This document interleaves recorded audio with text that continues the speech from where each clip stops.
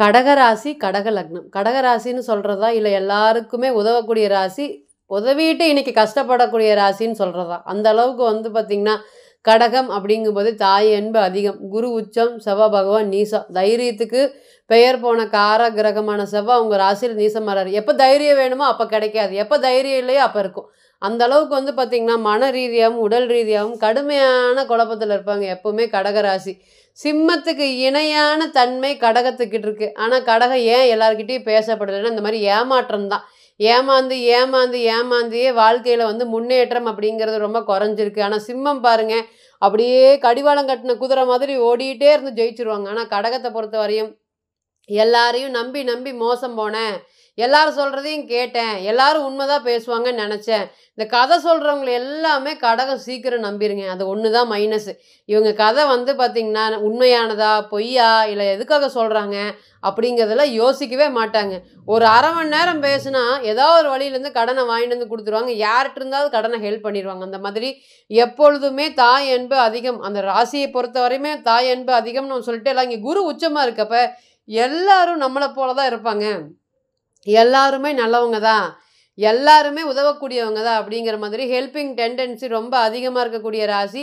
பொதுவா நல்லது, கெட்டது தெரியாத ராசின்னு வச்சுக்கோங்களேன். அப்படியே கையில இருக்கும்போது அப்படியே எல்லாருக்கும் குடுத்து உதவி பண்ணி, பண்ணி, பண்ணி இன்னைக்கு எல்லாருமே நடுத்தெருவுல விட்டுட்டு போகக்கூடிய ராசியாவும் இந்த ராசி கன்சிடர் ஆகுது. இன்னைக்கு ஏன்னு கேட்டீங்கன்னா, ராசிக்கு அஷ்டமத்துல சனி இருந்து, "அப்பப்பா போதும்பா" அப்படின்னு சொல்ற அளவுக்கு இன்னைக்கு அஷ்டம சனியினால கடுமையாக பாதிப்பு அடைஞ்சிருக்காங்க கடகராசி. இன்னைக்கு பாருங்க, பாக்கிய சனியாக 9ஆம் இடத்துல இருக்காரு. அப்படியே திரும்பி யார் யார் என்ன பண்ணுனாங்களோ, இத்தன நாளா அந்த ரிவெஞ்சுங்கிற பேருக்கெல்லாம் கடகத்துக்கிட்ட என்னைக்குமே இல்லைங்க. ஆனா இன்னைக்கு ரிவெஞ்ச் பண்ணணும். இவங்க முன்னாடி இவங்கள நம்ம வாழ்ந்து காட்டிக்கணும். இன்னைக்கு இவங்க இந்த மாரி அவமானப்படுத்துனாங்க எனக்கு.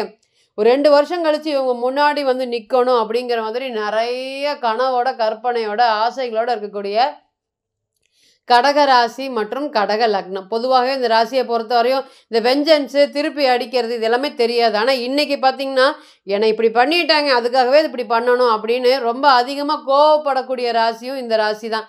நெறைய விஷயங்கள்ல ஏமாற்றம். 1, 2 இல்லைங்க. என்ன பண்ணுனாலுமே இது ரொம்ப அதாவது திருமண வாழ்க்கையில ஏமாற்றம். நல்லா வேலை பார்த்துட்டு இருந்தேன். எந்த பிரச்சனையும் இல்ல. வா பிசினஸ் பண்ணலான்னு ஒருத்தவங்க கூட்டிட்டு போனாங்க. அந்த கூட்டிட்டு போய் நடுத்தெருவுல விட்டுட்டு போனது தான் மிச்சம்.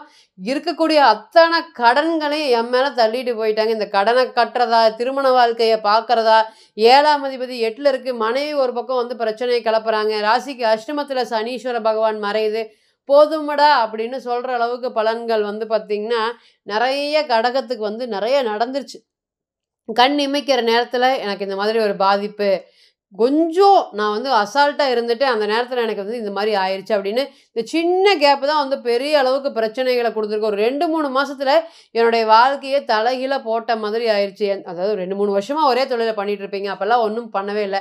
இந்த 2, 3 மாசம் கேப்ல பண்ணக்கூடிய சின்ன சேஞ்சஸ்னால பெரிய அளவுக்கு பாதிப்புகள் ஏற்பட்டிருக்கு. சிவனேன்னு வேலைக்கு போயிட்டு இருந்து, அந்த வேலைய விட்டுட்டு தொழில் பண்ண ஆரம்பிச்சு, இன்னைக்கு நடுத்தெருவுல நிக்கிறேன். இன்னைக்கு நம்ம சொல்லலாம், பாக்கிய சனி அள்ளி குடுப்பாரு. பாக்கிய சனி வந்து பார்த்தீங்கன்னா, அப்பா சார்ந்த ஆதரவ குடுப்பாரு அப்படின்னு சொன்னாலுமே, அன்னைக்கு பாதிப்பு அடைஞ்சக்கூடிய கிரகங்களுடைய பாதிப்பு, இன்னைக்கு நமக்கு நல்ல தசா புத்தி இருந்தா மட்டும் தான் நம்மள நல்லா தூக்கிட்டு வரும்.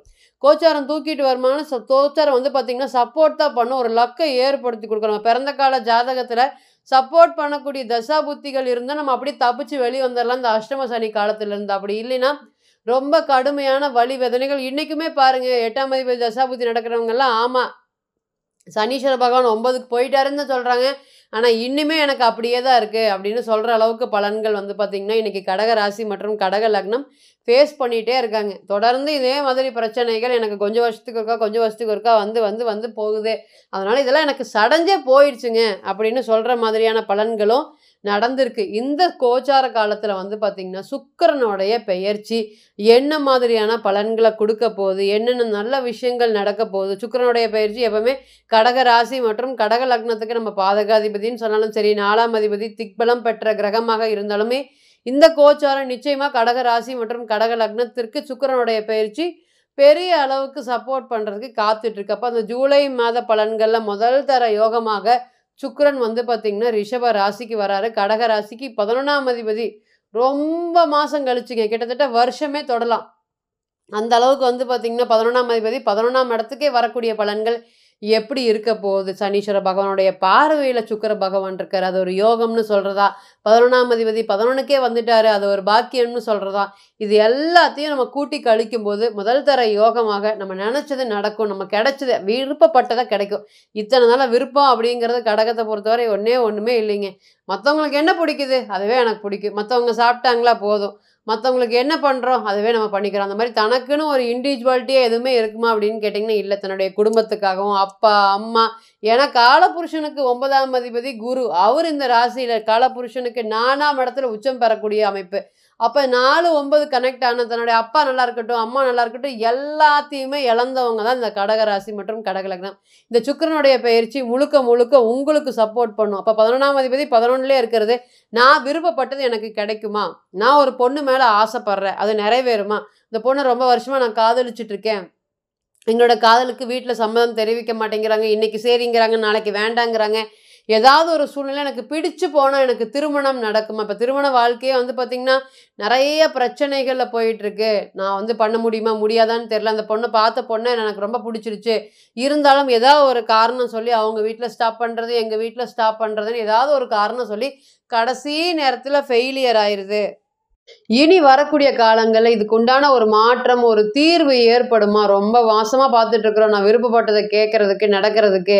எங்களுக்கெல்லாம் அதிர்ஷ்டமே இல்ல அப்படின்னு ஆயிருச்சுங்க. இந்த ராசிக்கு 8ல மறையும்போது கடகத்த பொறுத்தவரையும் துளியுமே செல்ஃப் கான்ஃபிடன்ஸ் இல்ல. இன்னைக்கு தான் கொஞ்சம் கொஞ்சமா படிப்படியா செல்ஃப் கான்ஃபிடன்ஸ வளர்த்திட்டு இருக்கிறாங்க. இனி வரக்கூடிய காலங்களும் 11ஆம் அதிபதி 11லயே இருக்கிறதுனால 2வது திருமணத்துக்கு இது நிச்சயமாக சப்போர்ட் பண்ணும். ஏற்கனவே திருமண வாழ்க்கையில கடுமையான பிரச்சனைகள், ஃபெயிலியரு அந்த இதுலருந்து நாங்க ரிஜெக்ஷன்லேருந்து வெளிய வரதுக்குள்ளாரே எங்களுக்கு போதும்ன்னு ஆயிருச்சு. இனி வரக்கூடிய காலங்களுமே நாங்க நல்லா பிழைப்போம்மா. ஏற்கனவே ஒரு திருமண வாழ்க்கை இந்த மாதிரி ஆயிடுச்சு. இப்ப வீட்ல வந்து பார்த்தீங்கன்னா சொல்லிட்டே இருக்காங்க.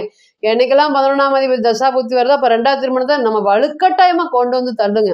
இப்ப சுக்கிரன் 11ஆம் இடத்துல இருக்கிறனால, இத்தன நாளா சம்மதம் தெரிவிக்காத மகனோ, மகளோ இனி சம்மதம் தெரிவிக்கிறதுக்கு உண்டான வாய்ப்புகளை ஏற்படுத்தி கொடுக்கும். 2வது நான் ஆசைப்படுறேன். இந்த கம்பெனிக்கு வேலைக்கு போகணும்னு ஆசைப்படுறேன்.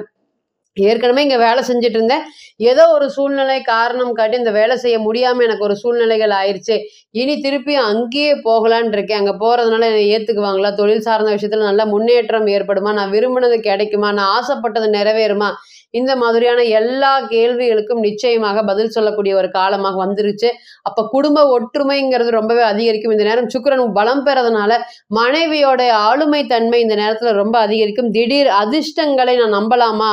அப்படிங்கிற மாதிரியான கேள்விகளுக்கு நிச்சயமாக நம்பலாம். அரசியல் சம்பந்தப்பட்ட விஷயத்துல இருக்கக்கூடியவங்களுக்கு ஊதிய உயர்வுகள் கிடைக்கும். அரசாங்க ரீதியில இருக்கவங்களுக்கு பெரிய பொருளாதாரம் சம்பந்தப்பட்ட ஹெல்ப் பண்றதுக்குமே இந்த சனீஸ்வர பகவான் கூட சேர்ந்து பார்வை பெற்ற சுக்கிரன் ஒரு தலை சிறந்த யோகத்தை கொடுக்கறதுக்கு காத்துட்டு இருக்காரு. அதே போல பறிக்கப்பட்ட பல விஷயங்கள் தான். எப்பவுமே கடகத்தை பொறுத்தவரை என்னதை பெருசா பறிச்சிருக்காங்க அப்படின்னு கேட்டீங்கன்னா விடாமுயற்சி. முயற்சி அப்படிங்கிறது எல்லாமே காணாம போயிருச்சு. இனி வரக்கூடிய காலங்கள்ல விடாமுயற்சி என்ன எஃபோர்ட்ஸ் போட்டாலும் அந்த எஃபோர்ட்ஸ்க்கு உண்டான பலன்கள், புதிய வேலை வாய்ப்புகள் சம்பந்தப்பட்ட நிகழ்ச்சி, குடும்பத்துல மகிழ்ச்சியா சந்தோஷமா ஒரு நிகழ்ச்சியும் பண்ண முடியல. பேச்சுன்னு ஒண்ணு ஆரம்பிச்சாவே சண்டையில போய் தான் முடியுது. எல்லாத்தையும் ஒண்ணு சேர்ந்து ஒரு திருமணத்தை நடத்த முடியுமா? என்னோட மாமன் பேச மாட்டேங்கிறாங்க, சித்தப்பா பேச மாட்டேங்கிறாரு, சித்தி பேச மாட்டேங்கிறாங்க, மாமா வந்து கல்யாணத்துக்கு வரலன்னு சொல்றாங்க. ஏதோ ஒரு சூழ்நிலை காரணமா காட்டி நாங்கெல்லாம் பிரிஞ்சிருக்கோம். இந்த கல்யாணத்து மூலியமாக ஒண்ணு சேருவோமா? அப்படின்னு கேட்கக்கூடிய நபர்கள் அனைவருக்குமே நிச்சயமாக கடக ராசி மற்றும் கடக லக்னத்திற்கு யோகாதிபதி, தலை சிறந்த யோகாதிபதி வந்து பார்த்தீங்கன்னா செவ்வாய். அதுக்கு இணையான பலன்களை கொடுக்கக்கூடிய அதிபதி வந்து பார்த்தீங்கன்னா சுக்கிரன்.